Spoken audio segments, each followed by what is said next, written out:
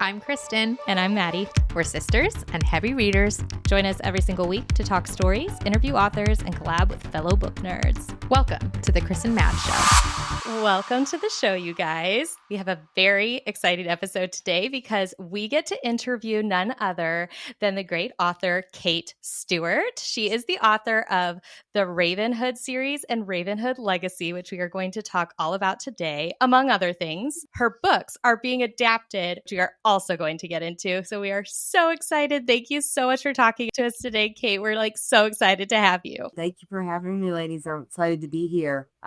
It's been surreal. Let's start off our episode the way we always do, with a nice little icebreaker. So, Kate, we want to hear from you 2 truths and a lie, and then we have to guess which of the 3 are your lie. Are you ready?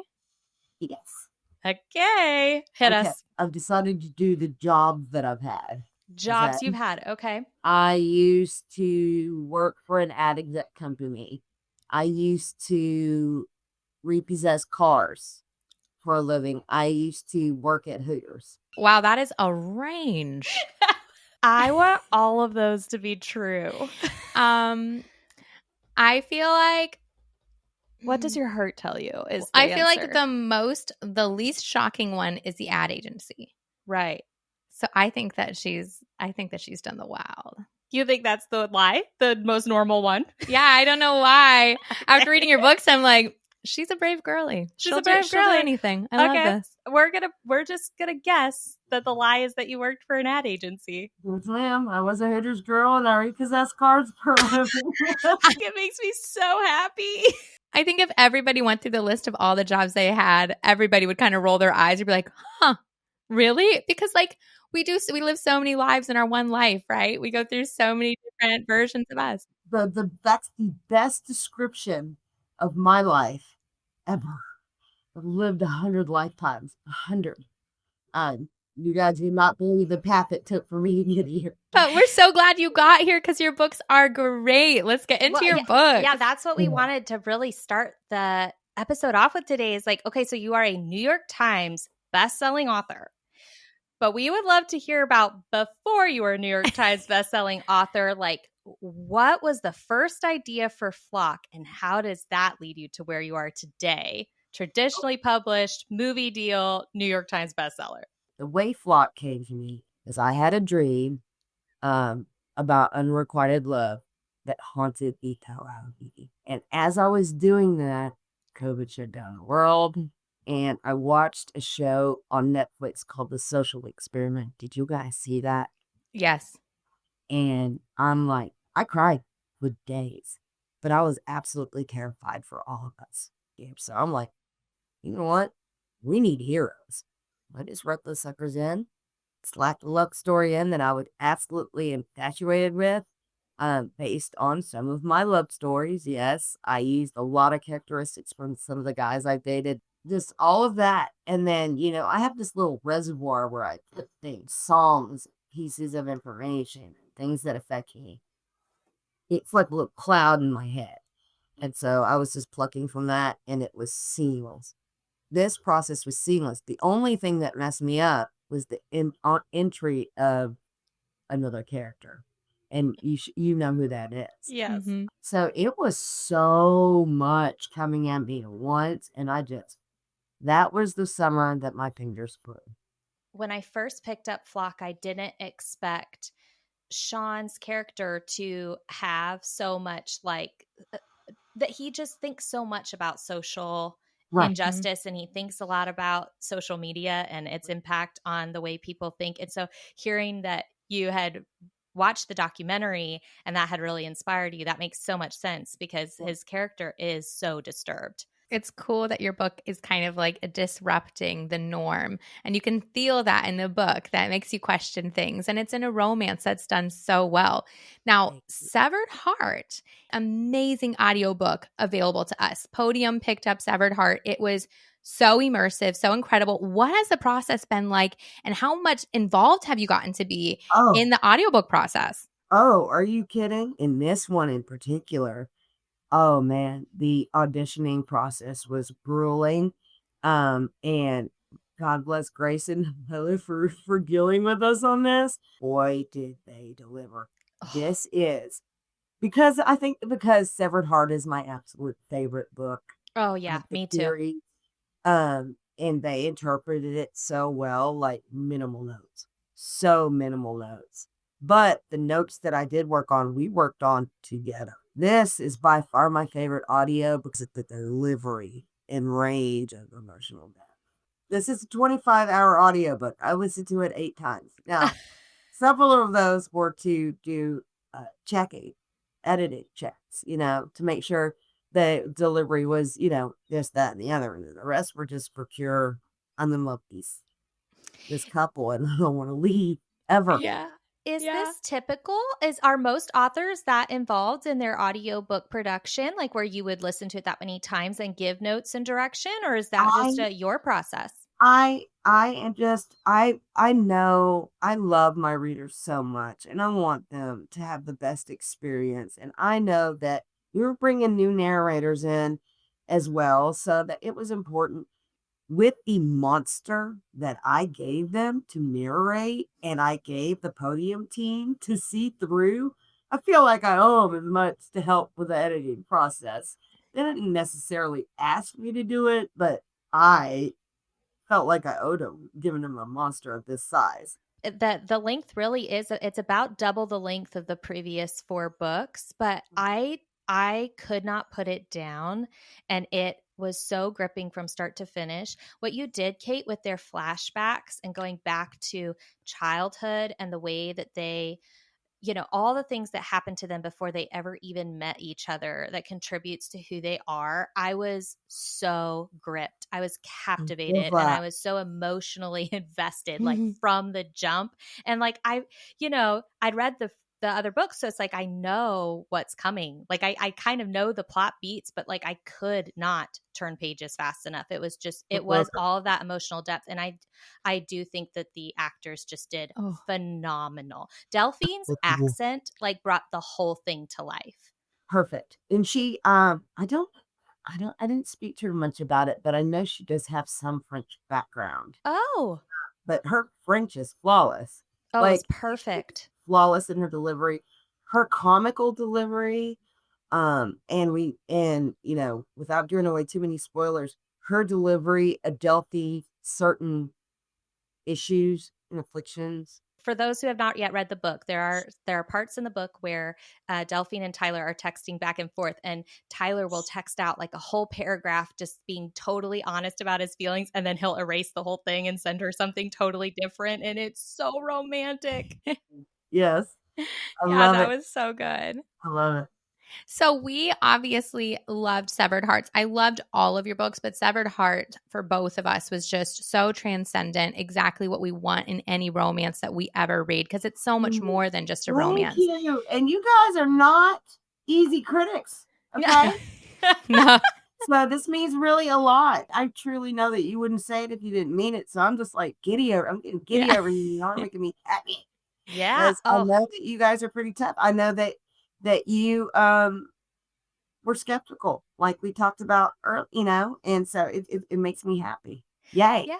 Well, you wrote a great book. You wrote a great series. I think we struggle with romance sometimes, Kate, to be honest with you, because the FMCs for us are not always people that we'd like want to be friends with. They're not like these admirable women, but like you look at Delphine and oh my God, she's such a complicated character, and she has so much in her to admire. And of course she has flaws, and of course she has trauma, and she's not a perfect character, and we don't want to read perfect characters. We don't want friends who are perfect. No, but she owns even being a bad guy. I guess I always say, and I'll say this in a fantasy book, I'll say this in a lit fic, I'll say this in anything I'm reviewing.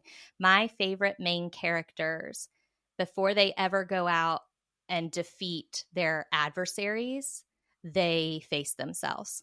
Right. And that is what Delphine does. Right. I agree with you. Looking in the mirror is one of the most challenging, and making a change is one of the most challenging things to do. You can do that.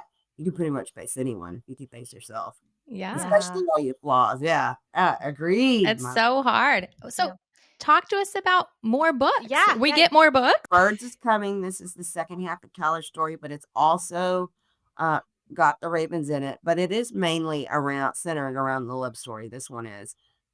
Severed Heart was centered around the love story as well, but had the background of the Ravens. I mean, we're getting our Raven evolution. Now, Legacy is titled Legacy for a reason. So now we've gone all the way back to, I think, early 80s. Okay.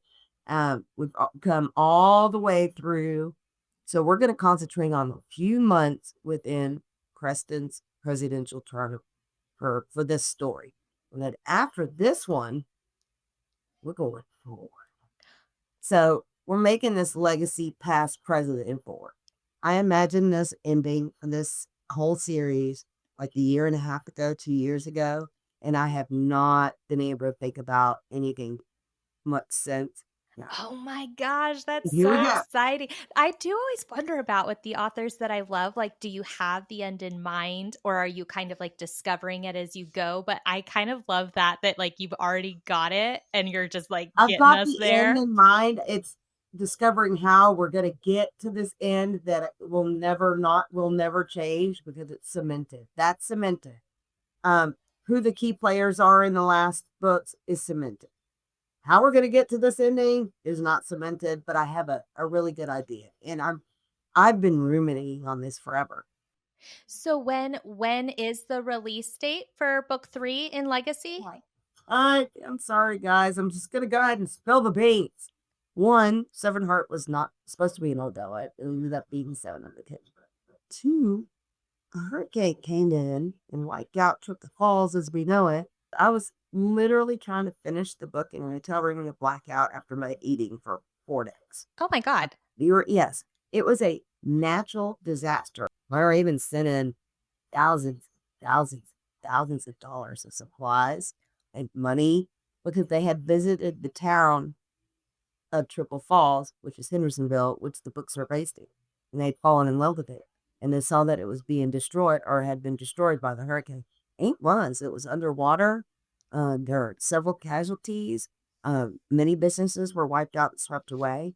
So that delayed the release of this book, the release of Severed Heart. I tried so hard to keep it together. I wanted to be that girl that was like, I can finish a book in a hurricane. Yeah. When I finally got to safety, had Eatman's left, I was like, I'm going to need a little time. Yeah. So that pushed this release back. It's in turn pushed me being able to write this book that I'm working on now back. So while we haven't formally announced it, we're definitely going to have to push this back. The last thing I want to do is disappoint readers. But again, this is me refusing to settle. And if I had finished Severed Heart in that rush, it would not be the book it is. And even though I'm traditionally published now, and deadlines are important, I'm not ignoring them, but I also refuse to give a book that I'm not utterly and completely in love with out. So we will be updating as soon as possible. Oh, it's a feat. I do not envy you at all, the chore of having to write the follow-up. Nope. So you take your time, girl. But I will absolutely do my best. And again, until I'm in love and convinced, I'm not going to even think about passing it back to you guys. Yeah. Is your publishing team really supportive of that, of you just kind of doing what you need to do and doing your process? Oh my God. Kensington, especially, yes. Macmillan's very awesome. Podium as well. Oh, Lord, they had to wait on Severed forever and rearrange and all that stuff. So thank goodness for that. And they love my readers. They really do a lot for my readers. They're doing a lot. My publishers, Podium, they're doing a lot to make them happy, giving them sneak peeks and stuff. So it's a wonderful relationship. The pressure is high for you, Kate, and I'm not going to back down on it. I mean, look, girl, we have invested 5 books with these people. We are obsessed. We are in love. They're like real to us. Do not let us down. We would rather wait. We would rather wait. I want you guys head over heels in love with this new Raven that I'm writing in. I'm so excited. Okay, speaking of characters, you said you're introducing a bunch of new characters. From the characters that we have read in these 5 books, who is like, I know it's probably hard to choose, but who is your favorite character to write? Tyler. Tyler. Right? What? Like, it's not Yes. even a competition. No competition. Well, I'm still smitten in love right now, but I will say there's three. Okay. Bias, Tyler, and Sean. I Yeah. love writing them. It's Oh, well, you make us all swoon when you do it. So Yes, you do. we're going to shift gears a little bit because I think we maybe saw it on Instagram, but that you did your very first book tour for Severed Heart. Is that true? Yeah. And how was that? Like, were there any pinch me moments? So many. I was losing my mind, especially this past weekend at Joseph Beth. Holy crud. Going up that escalator and seeing, I believe the count was 750 ravens waiting. Thought I was full on sobbing. Like inside, I felt like I was full on sobbing because I got a standing ovation. And you're talking about a writer who literally had people passing her table the first year. And I'm like, hey, I just have a book. I was crying at one of my signings, and Penny Reed, God bless her, looked over and said, it's okay, kid. You got this. Chin up, To go up there and have that reception. And then to be able to introduce Grayson as the surprise guest this weekend. It was just incredible. But yeah, that was my first ever loan tour, not on the indie circuit. It started with the indie signing.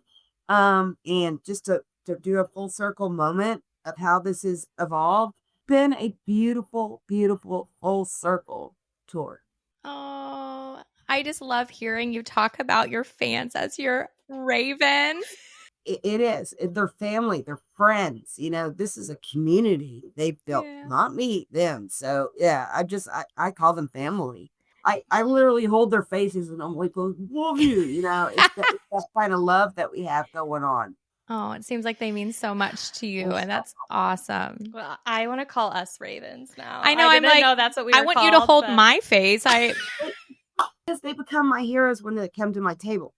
That women are the strongest preachers to me. They will literally come in and testify how my words touched them because they had been through something. And I'm like, I absorb all the good energy from them. It's an incredible human experience, especially when you started writing to relate.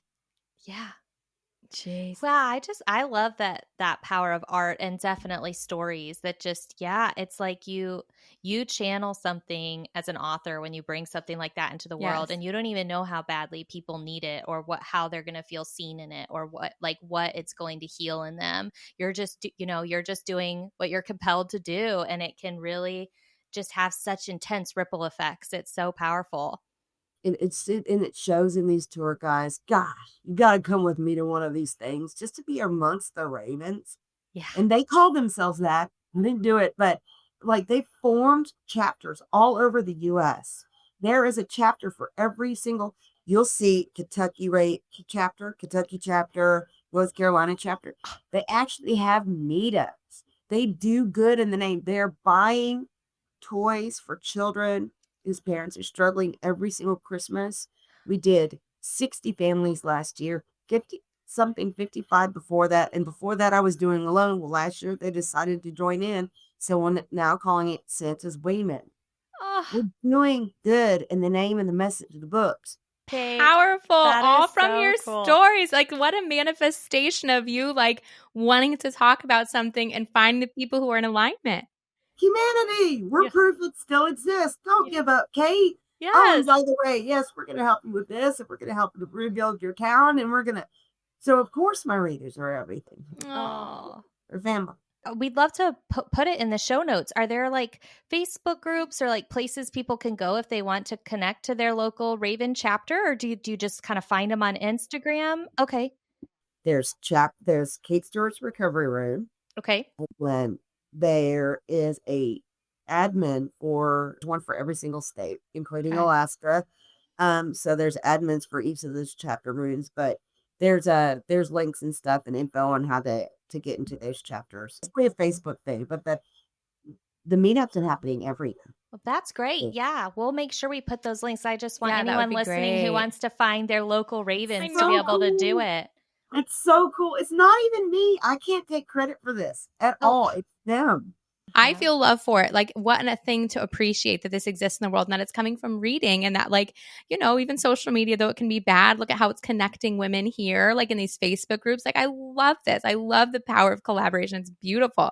Can we talk a little bit about like the inspiration for you? Like, what do you like to read? Who are your favorite authors? Like, when you're not writing, what do you like to read? I've read Sarah J. Of course, I read are we calling it Akatard? Is that what we're calling it? Yeah. Yeah. Read the Akatard. I'm a huge fan. The Twisted Sisters, huge fan of the Zodiac Academy series. If we're talking other indie authors, yeah, I read my fellows.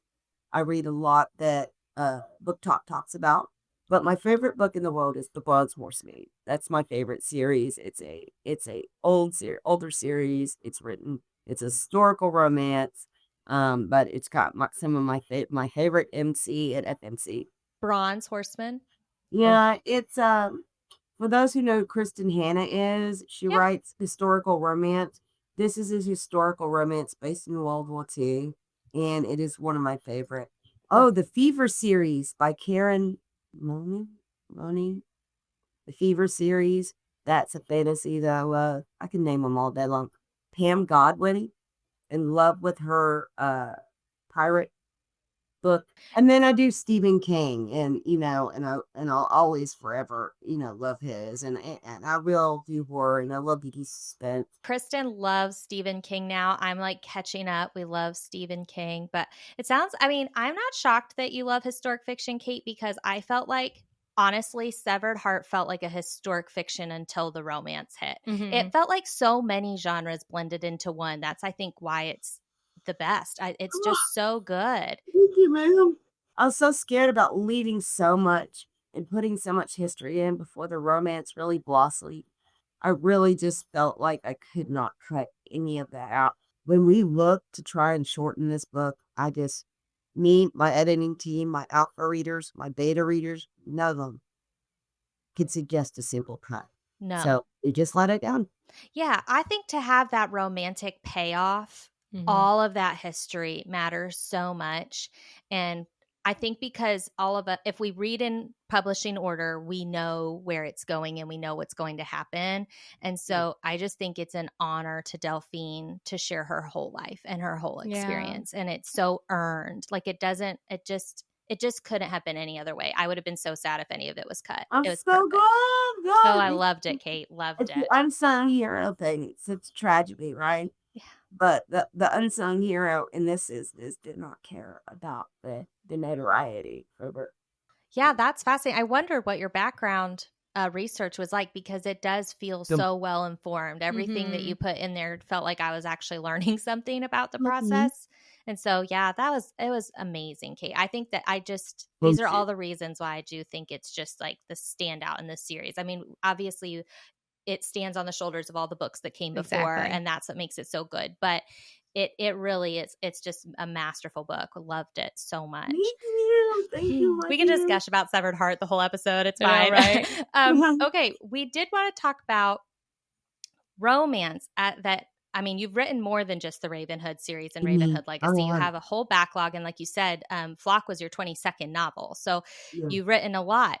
But you do mostly write in the romance vein. So talk to us about romance. What is it about romance that you love to write? And why do you think romance is important for the readers? Romance? I've always been a romantic. Always been a romantic. Any romance movies, Footloose, Flashdance, all of that, Pretty in Pink, The Breakfast Club, Legends of the Fall. I have always searched for that nail-biting, butterfly-inducing, sexy, amazing, first-time love feeling. And so romance has always been a thing. I've always been chasing the fast-beating heart since I was a very little girl. Oh, I mean, I think that must just come through in your writing, that you love the love so much, and that you're writing from experience and from like sweet memories. Yeah. Yeah. In love with the thrill, in love with the lightning, in love with the goosebumps. That's totally me. Oh my gosh. So what do you do to get yourself in this, like, I guess, zen or powerful state to write?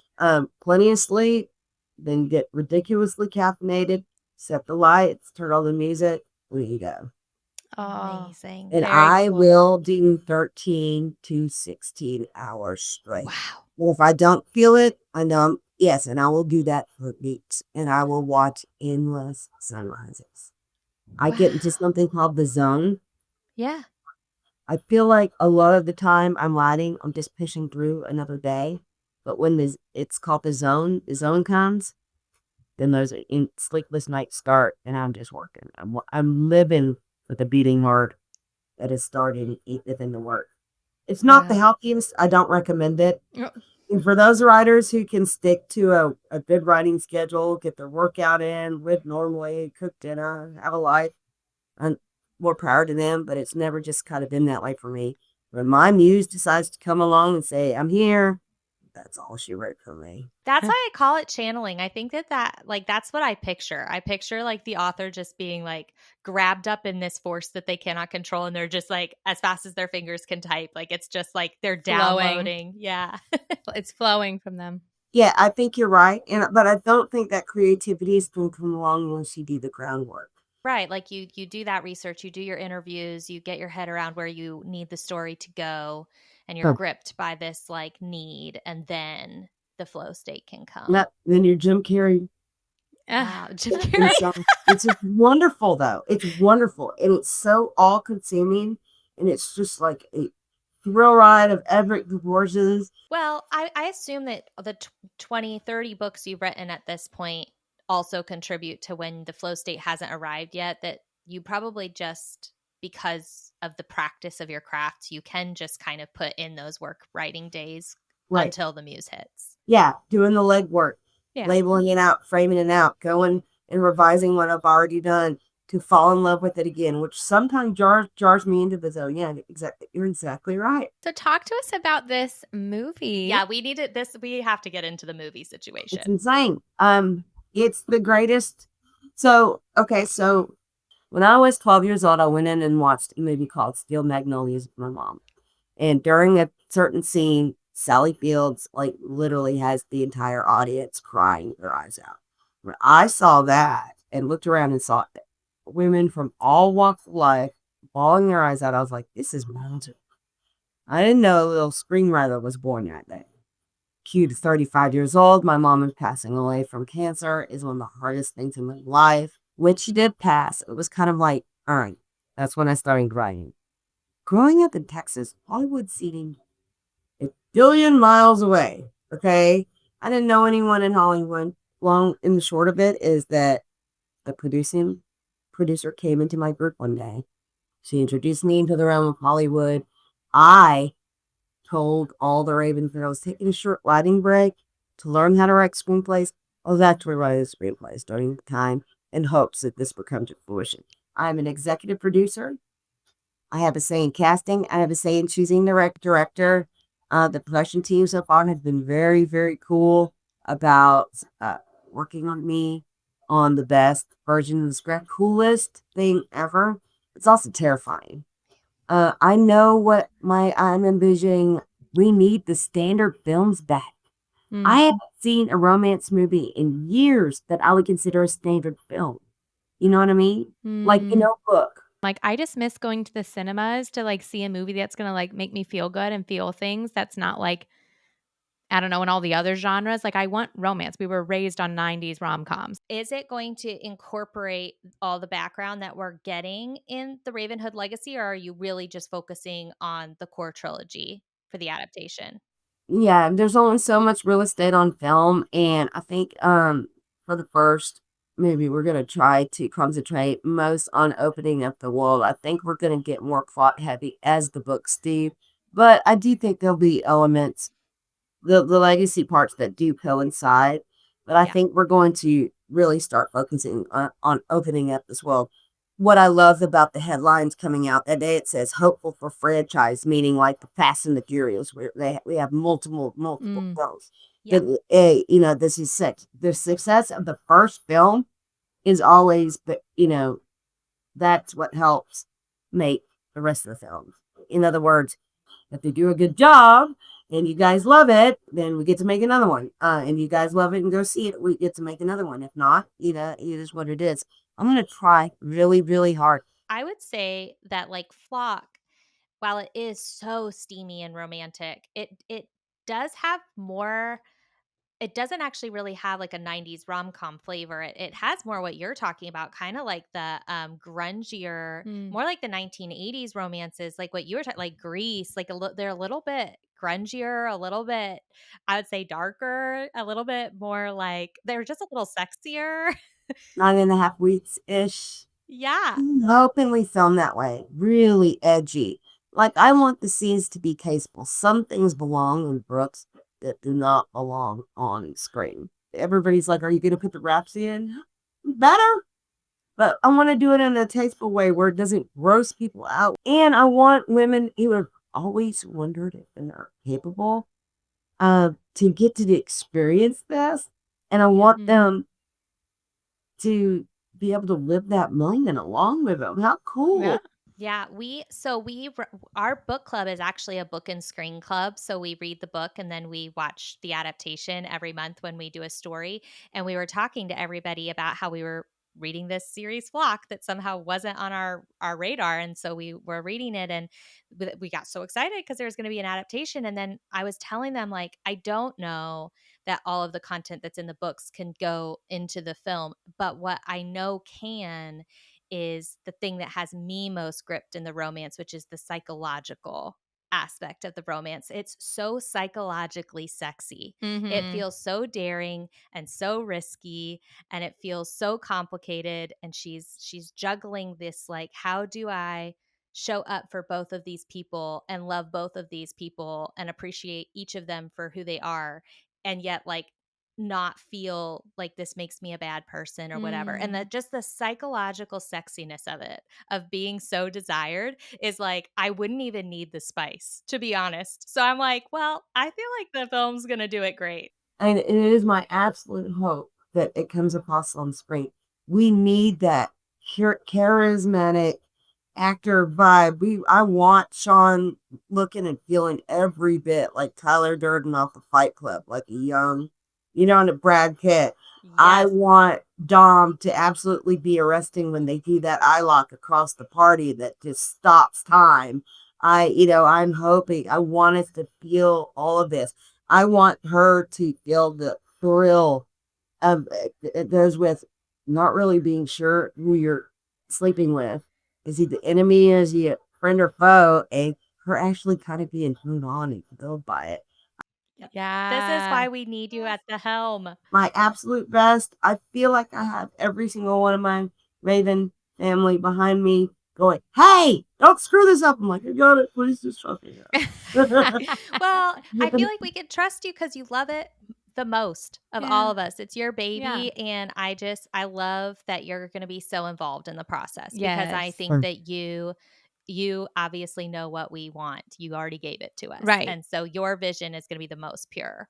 Yes, I hope so. I hope so. And I hope, I've got a lot of hopes and a lot of work that I'm willing to do to try and get it there. I'm going to do my absolute best. That's all I can really promise. But I did wait a very long time for the right terms of agreement to come along.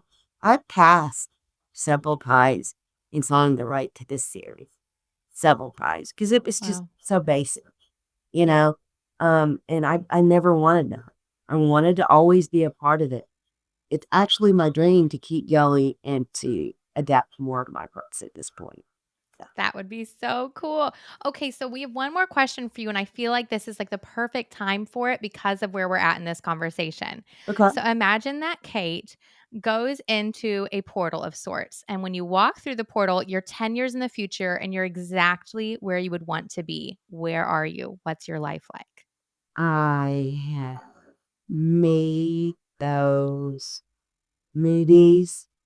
You guys have the rest of the Raven series, and I am now stepping into obscurity. And so we have a good time, have a good life. I love you. I'm not saying I'll never write again, but I do want to be out of the feet to the fire. Definitely. Sure. I want to be incredibly selective about what projects I do take on. But yeah, Yes. I want to have my library complete, maybe a few films done, and I want to spend all the time that I didn't spend with my family. Really Yes. Oh my gosh, I like love want it to be 10 that. years in the future so I can watch all the Yeah. films, read all the books, but we don't want to fast forward time, I guess. cool. I hope that Well, was good. Yeah, I want to be an amazing. obscure woman. I love it. Yeah, That is the dream. You do your life's work and then you get to just disappear and enjoy right. what's up to your life. I That's love what that. John did. I want to steal the rest of my time back. That's amazing. With love. Here's Yes. my contribution. I hope you enjoy it. I hope you love it. I hope it becomes one of your favorites. I hope you name it. And then, that's art. I get to hang out with Mr. Stewart. I Oh, love beautiful that, Mr. life. I can see Stewart. it happening for you. I want this for you. I'm cheering for you. I hope that you also in the next 10 years have so many mountaintop moments where all the hard work like just kind of melts away and you're like, that's right, because this is my life that I live on mountaintops with my family. I want that for you. This is a girl who worked at Hooters, repossessed cars, had a horrific dating history, became a writer at 35 when her mom passed away, and has in the last 11 years streamlined a career that's taken her this far. It seems like a long time, but it feels short now. So Yeah. I'm so happy already with Oh. everything that's happened. And thank you so much for having me. It's really been cool to live this journey with you.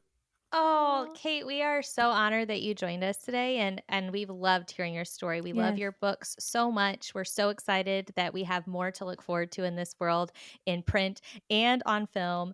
And Yeah. we're so excited for the passion that you have for your ravens, for the community and for the family that you've built and for the amazing work that the ripple effects that what you started continue to do. And so we're just honored. We're honored that you came today and we're so excited to celebrate the Podium release of Severed Heart with you.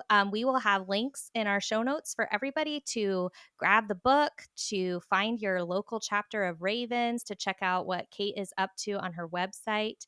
And we just thank you all for joining us for this conversation. We hope that you all enjoy the Ravenhood series and the Ravenhood Legacy series. And we will see you all in the next episode. Yeah, Bye. Thank you. Love you guys. Thanks. Just get over myself and give me a chance.